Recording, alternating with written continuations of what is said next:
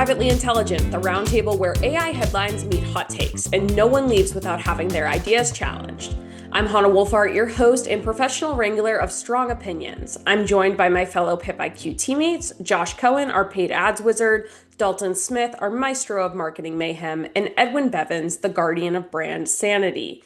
Each episode, our guests will break down this week's biggest AI stories from the game-changing to the just plain weird and figure out what it all means for the way we work, market, and live.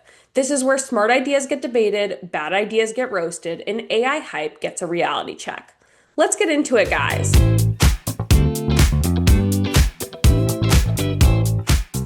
To start with the first story, ChatGPT introduces Atlas. So OpenAI introduced ChatGPT Atlas, a new AI-powered web browser with ChatGPT built directly into it.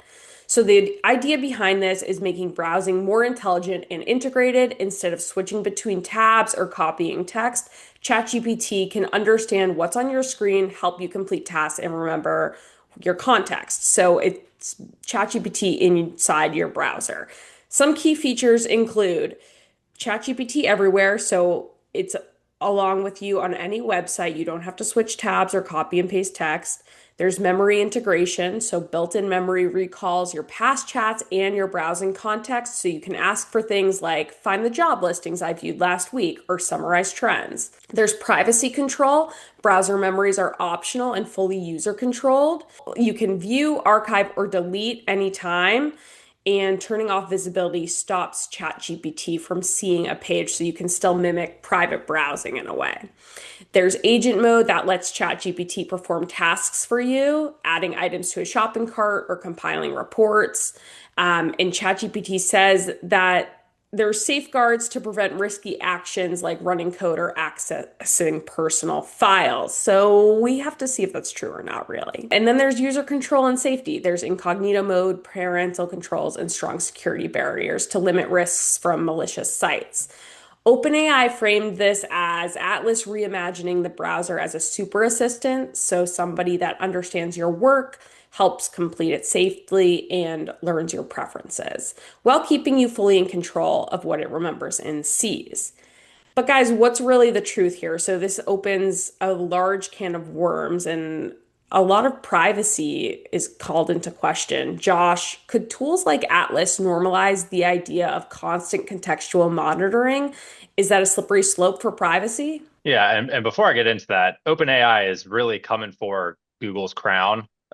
So which is great, as an advertiser, are we going to see search become democratized more than it has been?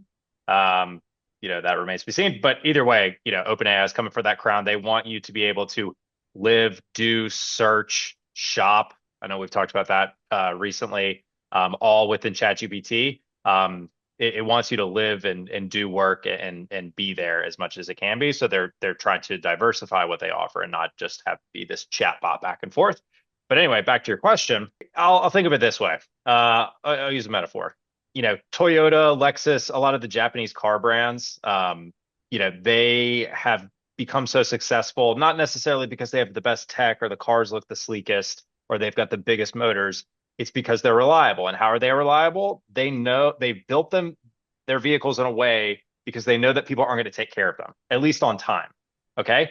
Similarly, despite how many controls and bells and whistles and things that you can do to ensure your own privacy, most people are not going to do those things. So even though the options are there, most people aren't going to go in and say like, don't share that. I don't want to see this. They're going to focus on the convenience factor of what we're considering constant contextual monitoring, right? They're going and this is really, ChatGPT's proving ground, and they're spending hundreds of millions of dollars developing this. They know that if they can show how convenient this is and shove creepy in a bottom drawer, more and more people are just going to give into it and say, oh no, it helps me do my life and do my job, and it thinks for me, and it picks up on stuff I didn't even think about. This is great. If we ever get into a situation where it starts knowing personal things about you, even still, as long as that doesn't outweigh how convenient it is for you, I don't see there being much of a, protest or rally around, anti-privacy or something like that. the one thing that will come up, there is going to be a subsegment of businesses of people that are very privacy focused. I mean, we look at Apple. Apple did an ad several years ago about, we automatically opt you out of all the tracking. You have to go in and opt in, which is great because, you know, again, what I said earlier, people aren't going to go into their settings and go configure all that stuff. So they've made it harder for you to be tracked, right? So there is gonna be always a place for other platforms, let's say like a PIP IQ, where it is always, I mean, you're not opted in or opted out. That stuff never goes to the cloud, right? It's privacy first. So there's going to be a chance for those types of tools to market and make a carve out a niche for themselves, for the privacy minded. With that said, if the privacy minded versus the convenience minded, who's going to win out there? I'm not sure, but either way, there's going to be a niche there for it. So yeah. I think it's interesting to think about how it's going to work with people that use ChatGPT for work also, and how do you draw the line between like your personal usage and your work usage and what you're browsing for on the internet like while you're at work. I think that's going to change how people behave in certain things, but also like what kind of access does that give whoever's administering your ChatGPT to like your browsing habits and what you're searching for and your personal data. There's a lot of concerns there. Yeah, I agree. And I think OpenAI, and I'm not them, but I think the goal is for work and business versus, play personal to kind of be blended together. I think the more they know about you, I'm not even getting into selling data to advertisers and all that kind of stuff. The better the tool is going to be. But again, how many people are going to want to blend those two worlds? I don't know. But again, we're also talking about ourselves. We've come from a world where things weren't always digital. But what about that digital first generation that this is all they know? This is going to make the most sense to them. So we have to think about them as well. But yeah, we'll see how it plays out. You talked a lot about convenience, Josh. Edwin, for you, you know, OpenAI is framing this as you're in control. Even when with their release, they mentioned these key features of privacy control, agent mode, user control, and safety. So there is that promise from them of you're in control. But what does that really mean? Like, how real is that control when data, memory, and AI are overlapping? Yeah, it's a really interesting announcement page to read, actually, compared to your typical big product announcement like this. And obviously, you got to see how things are in reality, but it looks like, I mean, yeah, you're getting some levels of control.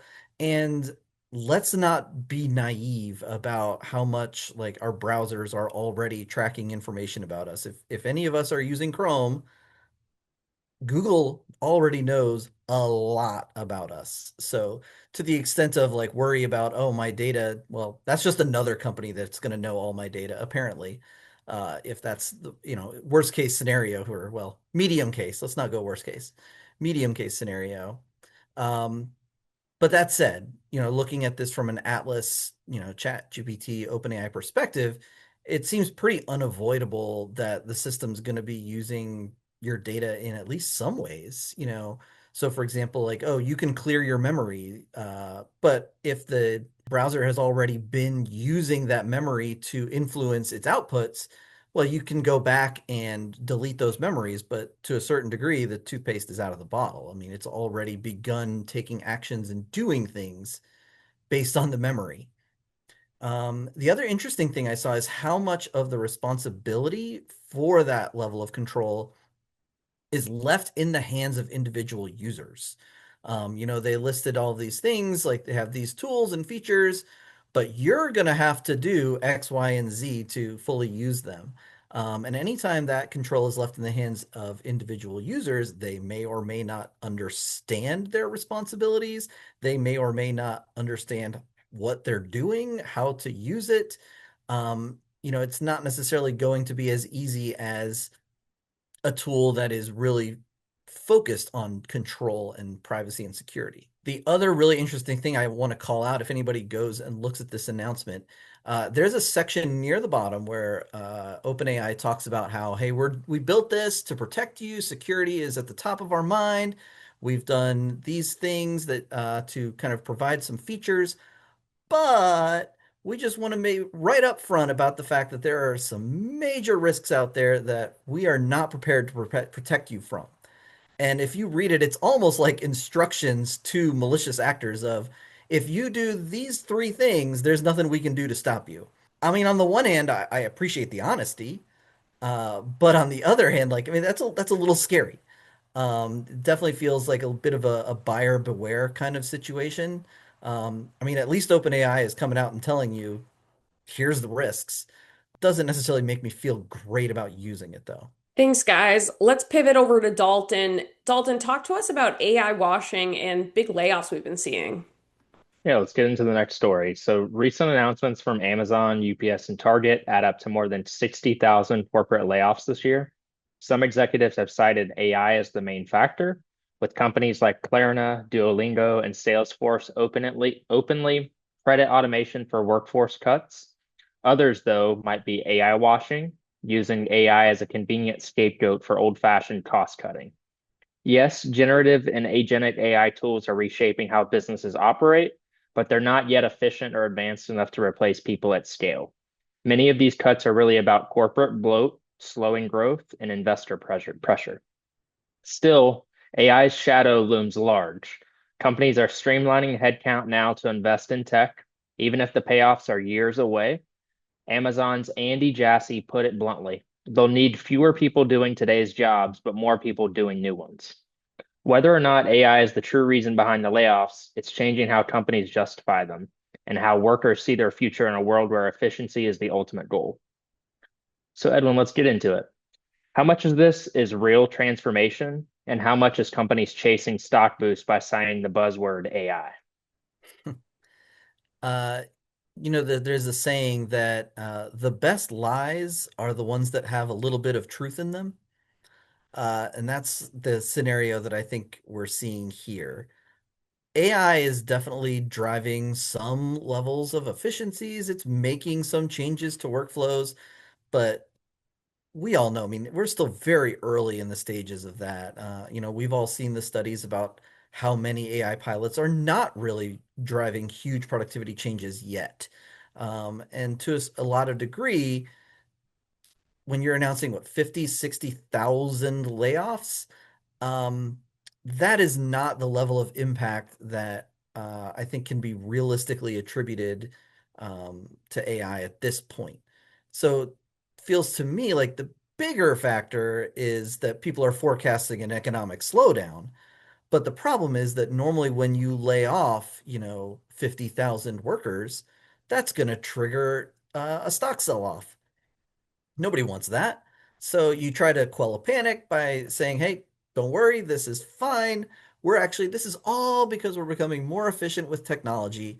The technology is maybe, I don't know, it could be 10%, 20% of the impact, but it's the smaller portion compared to the bigger part, which is uh, we have some concerns about where we're going to be in 6 months, and we're trying to get ahead of things. And so by using, it's not necessarily that I would say they're trying to like uh, chase dollars in terms of stock growth. I do think there's some, let's try to avoid the downside of a sell-off. Agreed. And I think it's ironic how the ultimate goal kind of always points back to efficiency, but yet, we're cutting that many employees. So I always find that very interesting. Yeah. So, Hannah, for you, when CEOs say that it will create new jobs, do they actually mean it, or is that just investor-friendly spin? So if we're getting really technical, I think technically they're right. AI will create new jobs eventually, but I don't think they're trying to provide comfort, and the reality behind that statement is not comfortable. I think we're going to see the workforce reshaped instead of expanded. So those jobs that will be created because of AI and for AI are going to be different. The people filling those jobs will be different than the ones being laid off today for jobs AI is replacing. We're going to need people that can work with AI and use the AI to their advantage. And they're going to have a new set of skills. There's probably going to be less people. And it's just going to be different. Like it's not going to be the same game that people are used to. That same, you know, entry level job might not be available, but a more senior level position will be, and someone has to fit that skill set. So again, I don't think it's about expanding the workforce. I think it's about reshaping it. And I think there will be new jobs created eventually, but not necessarily more jobs than what we've been seeing. I think it kind of always goes back to a fine balance between, and we'll get into this a little bit later on, but kind of a power or control standpoint. So I think we'll, just like you said, I think we'll kind of see how the human interaction is needed, but those jobs may just look a little bit different than they do today. Definitely. Thanks, Dalton. All right, Josh, you're up. Talk to us about OpenAI and Amazon signing a big deal. So yet again, OpenAI is making more moves, making another deal with another big player. Shocker, right? So the ChatGPT maker, OpenAI, signed a 38 billion with a B deal to run its AI systems on Amazon's cloud, tapping into hundreds of thousands of NVIDIA chips through AWS. This deal means that OpenAI will now split its computing between Amazon and Microsoft, playing with everybody, after reworking its longtime partnership with Microsoft just last week. Amazon's pitching this as a win-win. They get OpenAI's workload. OpenAI gets the power it needs to keep ChatGPT running for hundreds of millions of users. Here's the catch. OpenAI is not profitable. It literally makes no money, or it does, and it burns it. Critics are calling this a circular economy of hype, where big tech funds OpenAI, keeps it going, burns cash, but keeps it going so it can spend that money right back on cloud services. So OpenAI is getting the computing power it wants, but at what cost? Is this scaling smartly, or are we just digging the AI industry into a very expensive hole slash grave? So for all that doom and gloom, Hannah, how risky is it for OpenAI to make trillion-dollar commitments when it's not profitable yet? I think it's hard because it's hard to imagine a world where AI won't end up being profitable. Right now, it's hard for me to picture as somebody who like uses AI in my everyday life, in my work life, in my personal life. It's hard to imagine a world where this won't end up being profitable and being a major moneymaker for them eventually.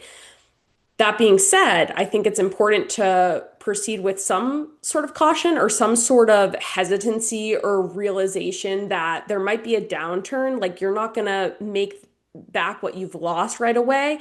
And it reminds me of in 2022, 2023, Meta had a major downturn. After a massive AI and metaverse spending, they wiped out 200 billion in market value. So that just shows how investor sentiment can rapidly shift to skepticism. So we might see that happen with OpenAI too. I think eventually it will end up being profitable, but it's how fast do you get there and what kind of downturns can you expect along the way? Yeah, and I agree. And two thoughts on this. One, you'll see plenty of companies that they just keep going up and up and up on the stock market. And again, a lot of valuation is hype. It's not that it's not innovation. I mean, I think of it, it's whatever we think it's worth, right? Not what it's actually worth or like what it outputs.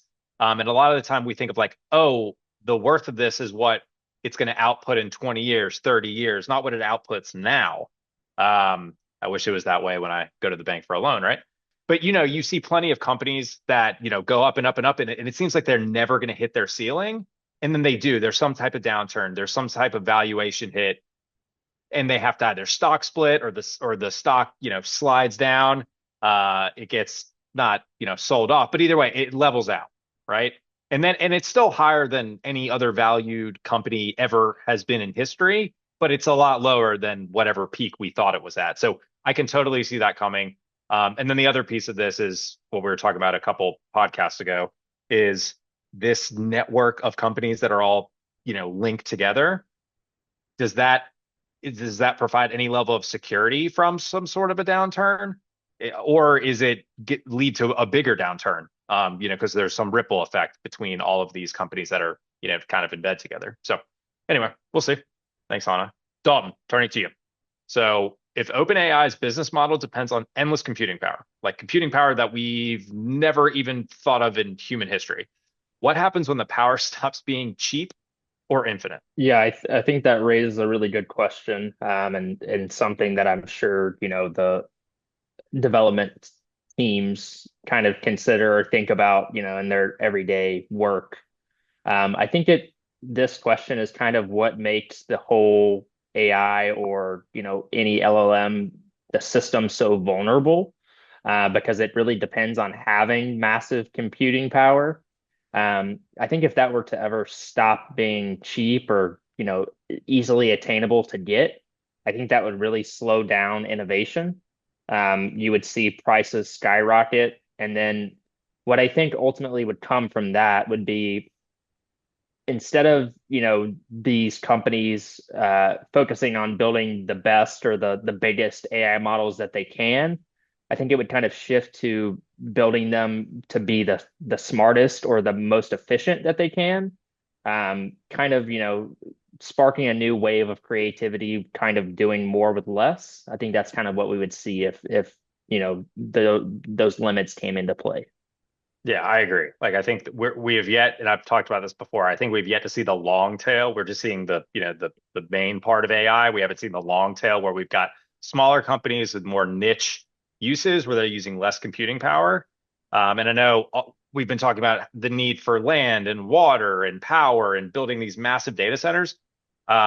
That is going to come to a head and stuff's not going to be cheap anymore. And that's why they're looking into opening up advertising on these platforms. The prices are going up. So again, it makes way for the little player. But with that said, also what's going to happen when we figure out how to compress computing power into smaller and smaller spaces. Remember, computers back in the day used to be the size of a, couple school buses. Now they are in your pocket. So I can only imagine at some point these giant data centers being smaller than what we anticipate them to be at some point. So, but who knows how long that'll take. Thanks, Alden. Thanks, Josh. All right, let's go to Edwin for the last story of the day. Edwin, talk to us about smarter AI. Yeah, so I think all of us are pretty used to hearing a lot of hype around AI. The rhetoric, it's been sky high pretty much nonstop since the public launch of ChatGPT just, 3 years ago, I think. But lately, that's been going even further. So you've got the CEO of Anthropic is talking about how, oh, AI that's smarter than a Nobel Prize winner is just a little over a year away. You've got Sam Altman talking about superintelligence and on and on and on. All of these guys hinting at, big, big developments are very close. But, all of us here on this little chat here, we use AI a lot, pretty much every day. We appreciate it, but I think that all of us we're AI realists, right? We see that the models that people actually have access to right now, they're impressive. They can do some amazing things, but they also have very real flaws, right? They still have hallucinations. People complain about personality changes, like after every single model update. You get weird, unnatural sounding language that people immediately recognize as AI. They've taken away my ability to use the M dash in writing. All these little things. But at the same time, what was really interesting reading this huge feature in the New Yorker recently, researchers, neuroscientists that are just blown away when they look under the hood of some of these AI models. They're looking at how more and more closely these models are actually mimicking how human brains work, and then actually kind of being able to apply some of those insights the other direction and seeing how watching a model helps us actually understand better how the human brain works itself. And so there are stories about even people who would consider themselves AI skeptics see the information, they see the data, they see everything, and they're blown away. So right now we're in kind of this weird place where we're left trying to figure out the line between genius and even true independent artificial intelligence versus really, really smart mimicry and pattern following and, figuring out what is the difference. So for us to talk about this, I wanted to go to Dalton first. with the advancements that we're seeing and that are being projected about AI, do we ever eventually at some point let superintelligence be in a position of independent power, or does it always need to stay under human control? I think that's another great question. And I think that's something that gets brought up quite often. However, I think it is a fine balance or mix between the both of the two. I think the main takeaway is that as all of these AI algorithms or systems, as they get smarter, we'll have to, balance kind of their outputs and their powers, while also maintaining control, very carefully because they can run rabid, as we've seen in a few other instances. We probably shouldn't, ever hand over full authority to an AI algorithm or some super intelligence system, but we can definitely let it assist in areas of our everyday work, where it just simply performs better and more efficient than humans do. You know, inputting spreadsheets and analyzing data or solving, complex problems that would take us hours. I think those are great uses, but kind of on the flip side of that, I think we should still keep humans in charge of the main ethical or strategic decisions, because it kind of just uses that human element. I'm going to relate it to a book that I've read, and I've brought it up a few times, but Weapons of Math Destruction. And it kind of talks about how powerful these algorithms are and kind of the capabilities of them. But it kind of also considers that there does need to be a human element involved still, regardless, to kind of ensure the errors are minimal, and it just kind of always needs that human oversight. Um, but I think it's, less about kind of push and pull, or it's more about push and pull like a partnership, and less about, having a dominant figure in one or the other. Yeah, and it's interesting as you go back to reading um I don't think it's a coincidence that it's a recurring feature of a lot of like dystopian stuff that somewhere there's just some super intelligent thing that's been put in control and nobody else has to make any decisions. We've offloaded our decision making onto this other outside thing, and uh psychologically I think we don't find that very reassuring. Uh I think there's something there just deep inside of us. Josh, let's take this look at another angle from this story. Is there really a difference between, say, genius level mimicry and pattern recognition versus true intelligence? That's part of what the whole distinction is. Where does it cross the line? Is there even a line? Technically, there's a difference. How much we're going to be able to tell that difference, or if that even matters, like as a user, I don't really think we'll know or care, as long as it's serving whatever purpose we intend it to. I think on the technical side of things, I think right now, if you've talked to any, vector engineer, AI is a great mimicker. I've seen it be fooled. For instance, you know, uh, you say you give it a prompt, and again, it relies heavily on context or what any sort of pattern reading, and you say, "I am from Canada. I like ice blank." So most people would say ice skating, ice hockey, right? That's something a Canadian might do. It says ice cream because it doesn't really get what the context of you being from Canada is. It just assumes like everybody likes ice cream. So that's not wrong, but it's kind of mimicky or scraping whatever it has at its disposal. It doesn't really have that contextual level intelligence. It's still relying heavily on what we feed it, right?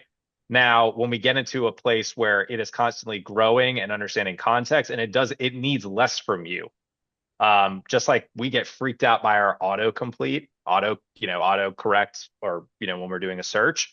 Imagine it's 3 p.m. and your LLM is like, "Hey, you typically walk and order coffee. Like, I went ahead and ordered a coffee for you, and I know you're trying to lose weight, so I ordered you a low fat one." You're like, "All right, whoa, whoa, whoa." So that's, and I know that's creepy, but again, that goes back to the convenience factor, and that's where we're talking about super intelligence. And super intelligence, when it's being wielded as a tool sounds great, but again, what guardrails are we going to put on it? Are we always going to be able to check it? And is it not just going to be, the Robin to us Batman? Is it going to be the Batman, or is it going to be the lone the lone actor here?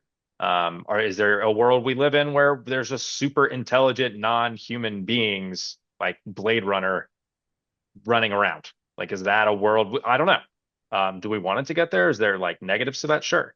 So yes, technically there's a difference between the two. I don't think we're going to care, at least in the short term, because right now most models are really genius mimics, so to speak.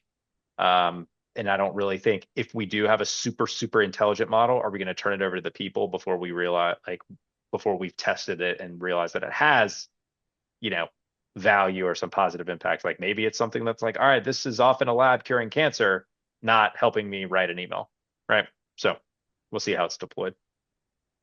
Yeah, I think that's a great point that it's probably going to get to the point where it seems like super intelligence to us Correct. even before it even is there, and then we won't really be able to tell the difference whenever it crosses whatever line, if and when we ever hit that line, we won't necessarily be able to.